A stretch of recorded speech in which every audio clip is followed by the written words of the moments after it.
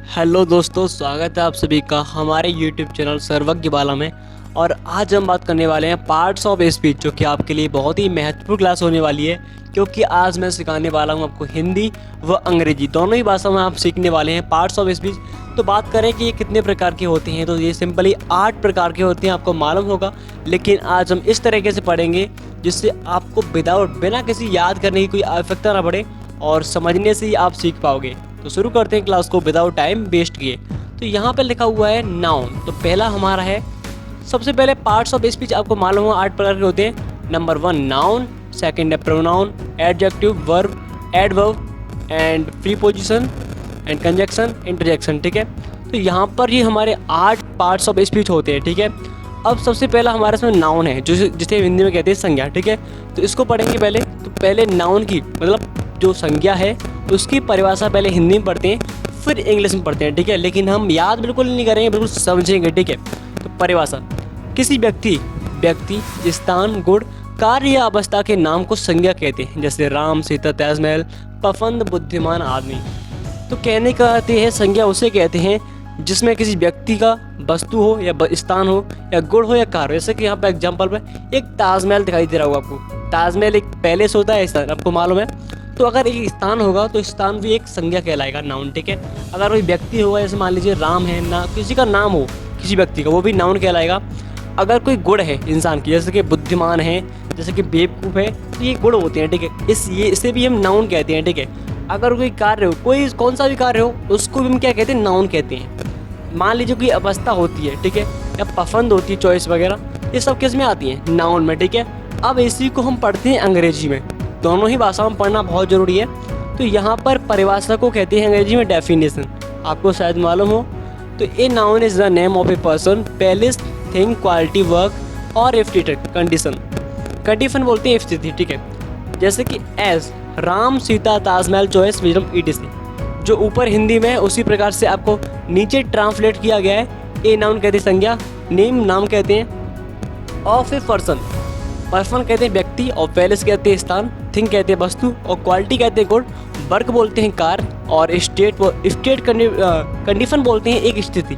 ठीक है, अवस्था या स्थिति। ठीक है, एज राम, जैसे राम, सीता, ताजमहल, चॉइस, विजम, बुद्धिमान, वही सब जो ऊपर लिखा है उसको ट्रांसलेट किया गया है अंग्रेजी में। ठीक है, ये पहला आपको जो पोर्शन समझ में आ चुका होगा। लेकिन अब ये कितने प्रकार के होते हैं नाउन, तो आपको बता दूं कि नाउन होते हैं हमारे 5 प्रकार के। हाँ, कितने प्रकार पर?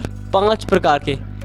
आपको जानकर हैरानी होगी। अब हम आगे पढ़ने वाले हैं 5 कौन कौन से होते हैं, उनको भी हिंदी और अंग्रेजी दोनों भाषाओं में सीखेंगे, साथ में ही एग्जाम्पल के तौर पे सीखेंगे फोटो से। ठीक है, तो आगे हम टर्म बोलते हैं अगले वाले पेज पे। ठीक है, तो आ चुके हैं हम एक नए पेज पर, और यहाँ पर लिखा दिखाई दे रहा होगा काइंड्स ऑफ नाउन, संज्ञा के प्रकार। संज्ञा हमारी आपको मालूम होगा कि 5 प्रकार की हमारी संज्ञा होती है। कितने प्रकार की? सब 5 प्रकार की। कौन कौन सी पढ़ती हैं, जिसमें पहला नंबर हमारा प्रॉपर नाउन है। प्रॉपर नाउन को हम हिंदी में कहते हैं व्यक्तिवाचक संज्ञा। क्या कहते हैं सर? व्यक्तिवाचक। अगर कोई व्यक्ति आ रहा है उसको, जैसे इसकी डेफिनेशन पढ़ लेते हैं। ठीक है, किसी विशिष्ट व्यक्ति, क्या सर? किसी विशिष्ट व्यक्ति, वस्तु या स्थान के नाम को प्रॉपर नाउन या फिर व्यक्तिवाचक संज्ञा कहते हैं। अगर कोई विशेष इंसान हो जो फेमस हो, ठीक है, या फिर कोई वस्तु हो या स्थान के नाम को हम क्या कहते हैं? प्रॉपर नाउन, यानी कि व्यक्तिवाचक संज्ञा।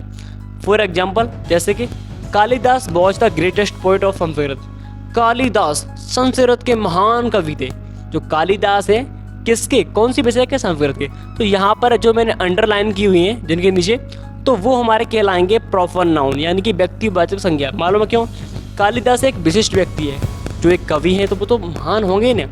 तो इसी वजह से इनको मैंने कहा है क्या? प्रॉपर नाउन, यानी कि व्यक्तिवाचक संज्ञा। ठीक है, अब यहाँ पर लिखा दिखाई दे रहा होगा वो संस्कृत, और संस्कृत एक बुक होती है कि नहीं? तो बुक भी एक वस्तु है। तो वस्तु हो या फिर स्थान हो या फिर कोई विशेष व्यक्ति हो, उसको हम बोलते हैं प्रॉपर नाउन। ओके, अब मैंने सेकंड एग्जांपल लिखा है, Delhi is the capital of India. Delhi Bharat की राजधानी है। राइट और नॉट राइट? सही, बिल्कुल सर, बिल्कुल सही है सर। तो यहाँ पर दिल्ली एक पैलेस है। जी हाँ, अगर कोई दिल्ली है, कोई स्थान है, तो उस स्थान के लिए किसका प्रयोग करते हैं? उसे क्या बोलते हैं? Proper noun. तो दिल्ली हमारी एक प्रॉपर नाउन है, जैसे कि आपको दिखाई दे रहा होगा फोटो में, ठीक है। और capital of India, India Bharat भी एक स्थान ही तो है। जी हाँ सर, तो भारत को क्या बोलते हैं, क्या बोलेंगे, प्रॉपर नाउन यानी कि व्यक्तिवाचक संज्ञा। अब हम पढ़ने वाले हैं, जैसे कि नीचे लिखा हुआ है कालिदास, संस्कृत, दिल्ली तथा इंडिया प्रॉपर नाउन है। ओके, अब आपको इसमें नोट विशेष रूप से ध्यान देना है। यहाँ पर आपको फर्स्ट पॉइंट दिखाई दे रहा होगा, प्रॉपर नाउन का पहला अक्षर कैपिटल लेटर में होते लिखा जाता है। जो प्रॉपर नाउन है, जैसे यहाँ पर मैंने एग्जाम्पल लिखे हैं, तो एग्जाम्पल में आपको क्या करना है, जो फर्स्ट अक्षर है चाहे बीच में हो चाहे शुरुआत में हो, उसका पहला अक्षर कैपिटल होगा। जैसे मान लीजिए ये संस्कृत हमारी क्या है, प्रॉपर नाउन है, ठीक है। तो इसका जो पहला अक्षर है, कई लोग कहते हैं कि बीच में कैपिटल अक्षर नहीं बनता है, बनता तब है जब प्रॉपर नाउन आए तब। आपको दिखाई दे रहा है इसमें एस जो है वो हमारी कैपिटल बनी है। हाँ जी हाँ सर, उसी प्रकार से यहाँ पर इंडिया लिखा है भारत, तो भारत हमारी एक प्रॉपर, आपने कहीं भी देख लेना लिखा, चाहे बीच में हो या शुरुआत में हो, इंडिया का जो पहला वर्ड है हमारा कैपिटल बनता है, बड़ा है क्या नहीं। हाँ जी सर, दिल्ली भी हमारी कैपिटल है, वो तो शुरुआत में तो हम बनाते ही है कैपिटल, बट दिल्ली हमारी प्रॉपर नाउन यानी कि व्यक्तिवाचक संज्ञा है, इसलिए यहाँ पर जो पहला वर्ड है हमारा कैसा है, फिर कैपिटल बना है। ओके हाँ, अब सेकंड पॉइंट क्या कहता है, प्रॉपर नाउन का प्लूरल नंबर नहीं होता। मतलब ये कह रहा है कि कभी जो हमारी व्यक्तिवाचक संज्ञा है वो कभी भी बहुवचन नहीं हो सकती, बहुवचन नंबर नहीं, ठीक है। जैसे जब मान लीजिए संस्कृत हमारी सिंगुलर ही होगी, हाँ, कभी भी कोई भी हमारी व्यक्तिवाचक संज्ञा यानी कि प्रॉपर नाउन कभी प्लूरल नहीं होगी। दिल्ली हमारी कोई बहुवचन है नहीं सर, भारत बहुत सारे होते हैं, नहीं बिल्कुल नहीं, भारत तो एक ही है। उसी प्रकार से जो इंसान एक ही होगा, व्यक्ति स्थान कुछ भी एक ही हो, तो उसको हम बोलते हैं प्रॉपर नाउन, कभी प्लूरल नहीं होगा, ठीक है। थर्ड पोर्शन क्या है हमारा पॉइंट में, प्रॉपर नाउन के पहले आर्टिकल का प्रयोग नहीं होता है। जो हमारा प्रॉपर नाउन है यानी कि जो पढ़ रहे हैं हम व्यक्तिवाचक संज्ञा, उसका जो पहला अक्षर वो कभी आर्टिकल नहीं होगा, उसके आगे आर्टिकल आपको मालूम हो गए, नहीं मालूम है तो बता दे रहा हूँ, ठीक है। आर्टिकल हमारे 3 होते हैं, कितने होते हैं सर, 3।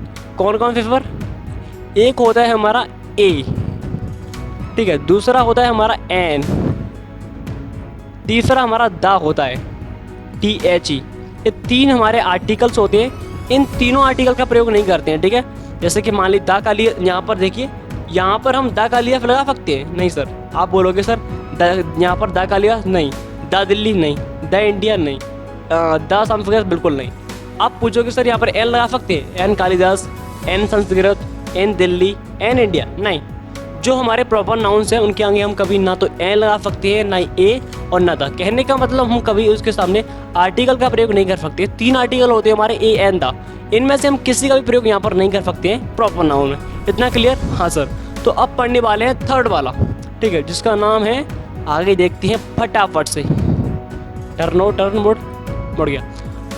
अब आपको यहाँ पर दिखाई दे रहा होगा जो सेकंड पोर्शन है, जो जिसका नाम है कॉमन नाउन। क्या बोलते हैं? कॉमन नाउन, जिसको हिंदी में कहते हैं जातिवाचक संज्ञा।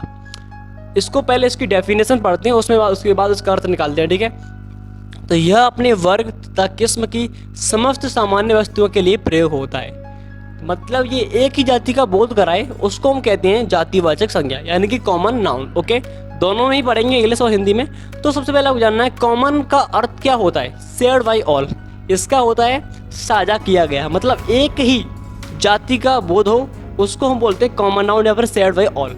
जैसे यहाँ पर एग्जाम्पल दिया है मैंने, king, mother, agent, women, boy.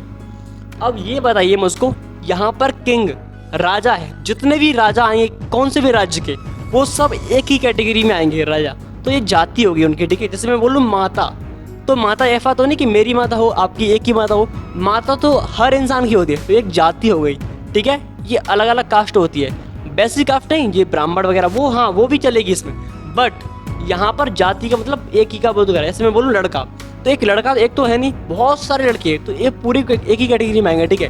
तो एक ही जाति का बोध हो, मतलब एक कैटेगरी में आए सब चीज़, तो उसको हम बोलते हैं जातिवाचक संज्ञा यानी फिर कॉमन नाउन। यहाँ पर लगा है एजेंट, वोमेन। वोमेन आपको मालूम है औरत, औरत एक तो होगी नहीं, हाँ सर, तो इसको हम बोलते हैं कॉमन नाउन। ये तो सिंपल है। हाँ, यहाँ पर भी एक नोट पॉइंट दिया है विशेष, कॉमन नाउन सामान्यतः काउंटेबल होती है। कैसे? तो आपको मालूम होगा इसमें कॉमन नाउन जो होते हैं वो काउंटेबल, मतलब उन्हें गिना जा सकता है। बिल्कुल जी हाँ, इन्हें गिन सकते हैं, आपको मालूम होंगे, ठीक है। अब पढ़ने वाले हैं थर्ड नंबर, जो सी है हमारा कलेक्टिव नाउन। नाउन 5 प्रकार के होते हैं। हमने प्रॉपर नाउन पढ़ लिया, कॉमन नाउन पढ़ लिया, यानी कि जो व्यक्तिवाचक संज्ञा, जातिवाचक संज्ञा दोनों पढ़ लिया हमने। अब तीसरा पढ़ने वाले हैं कलेक्टिव नाउन, यानी कि समूहवाचक संज्ञा। तो पहले इसकी डेफिनेशन देखते हैं। व्यक्तियों या वस्तुओं के समूह को कलेक्टिव नाउन या समूहवाचक संज्ञा कहते हैं। क्या कहते हैं फिर? व्यक्तियों या वस्तुओं के समूह को कलेक्टिव नाउन या समूहवाचक संज्ञा कहते हैं हिंदी में, ठीक है। समूहवाचक उसे कहते हैं जिसमें बहुत सारे लोग आए। आपकी समझ में नहीं आया? जैसे कि यहाँ पर देखिए आप, हाँ यहाँ पर क्रोड, क्रोड बोलते हैं भीड़। क्या बोलते हैं सर? भीड़। इसका अर्थ है एक कलेक्शन ऑफ पीपल, बहुत सारे। पीपल बोलते हैं लोग, लोगों का एक समूह या फिर संग्रह। कलेक्शन बोलते हैं संग्रह या फिर समूह। अगर बहुत सारे लोगों का समूह बनेगा तो क्रोड, भीड़ तो होगी ना, क्रोड बोलते हैं भीड़ को। Yes sir. अब यहाँ पर लिखा है आर्मी। सेकंड पॉइंट पे क्या लिखा है? आर्मी। आर्मी में मालूम होगा, आर्मी में एक इंसान थे, आर्मी तो बोलेंगे नहीं, आर्मी बोलते हैं बहुत सारे सैनिक। आपको मालूम होगा एक कलेक्शन ऑफ सोल्जर्स, सोल्जर्स बोलते हैं बहुत सारे, सिपाही बोलते हैं सोल्जर्स, एंड कलेक्शन बोलते हैं संग्रह या फिर समूह। तो जो सिपाहियों का समूह है उसको हम आर्मी बोलेंगे। जी हाँ सर। अब इसके बहुत सारे एग्जाम्पल दिए, उनको आप पढ़ लेना, फिर आप अच्छी तरह समझ पाओगे। ए गैंग ऑफ रोवर्स, आप गैंग जानते हैं? गैंग क्या कहते हैं? गैंग कहते हैं दल। ऑफ रोवर्स, रोवर्स कहते हैं जो डकैत होते हैं या फिर बदमाश बोल लो, ठीक है, उनका समूह। तो ये भी एक समूह है, ग्रुप है। तो इसको भी हम किस में ले जाएंगे? कलेक्टिव नाउन में। कहने का अर्थ मेरा ये है कि जिसमें बहुत सारे इंसान हो, कुछ भी हो पर समूह हो उसका, ठीक है, ग्रुप बना हो, उसको हम बोलते हैं कलेक्टिव नाउन, ठीक है। सेकंड में लिखा है एन आर्मी ऑफ सोल्जर्स, वो पढ़ाया था मैंने अभी, सिपाहियों का समूह। And third A class of students, कक्षा में बहुत सारे विद्यार्थी बैठे हैं तो वो भी हमारे क्या कहलाएंगे? एक समूह कहलाएंगे। जी हाँ सर। इतना हम समझ चुके हैं। फिर और आगे हमें, चलो आप अभी नहीं समझे हो तो अभी बहुत सारे रूल्स आपको दिखा देता हूँ, ठीक है। इसके जब आप बहुत सारे रूल्स देखोगे तो आगे देखते हैं इसके बहुत सारे रूल्स। आगे नेक्स्ट पेज पर टर्न करते हैं तो यहाँ पर आपको बहुत सारे दिखाई दे जाएंगे, जैसे कि a bunch of keys, a head of cattle, a flock of birds, a team of player, a band of musician, a batch of toys, a bundle of sticks, a catalogue of books, a group of person, a hive of bees, a library of books, a party of friends. आपको मालूम होगा ए bunch of keys कहते हैं चाबियों का गुच्छा। अब चाबियों का गुच्छा है तो एक चाबी तो उसमें होगी नहीं। जी हाँ सर, बहुत सारी चाबियाँ उसमें होगी, तो इसी वजह से इसको हम बोलते हैं ए बंच ऑफ कीज, ठीक है। ऐसे ही बहुत सारे एग्जाम्पल है, उनको पढ़ लेना जिससे आपके इसमें क्लियर हो जाएगा, ठीक है। अब हम पढ़ने वाले हैं 4th नंबर का डी, मटेरियल नाउन। क्या है सर? मटेरियल, जिसको बोलते हैं धातुवाचक संज्ञा। जी हाँ सर। किसी धातु के नाम को धातुवाचक संज्ञा या मटेरियल नाउन कहते हैं। क्या कहते हैं? Material noun. जैसे कि गोल्ड है यानी कि सोना है, सिल्वर है, कॉपर है, आयरन है, ETC है। देखो यहाँ पर दिखाई दे रहा होगा आपको, पर यहाँ पर नहीं, मैंने यहाँ पर पेस्ट नहीं कर पाया, कोई बात नहीं। यहाँ पर आपको दिखाई दे रहा होगा किसी धातु के नाम को। जैसे धातु अपने जानते होंगे, सोना होता है, चांदी है, कॉपर है, आयरन बोलते हैं लोहा को।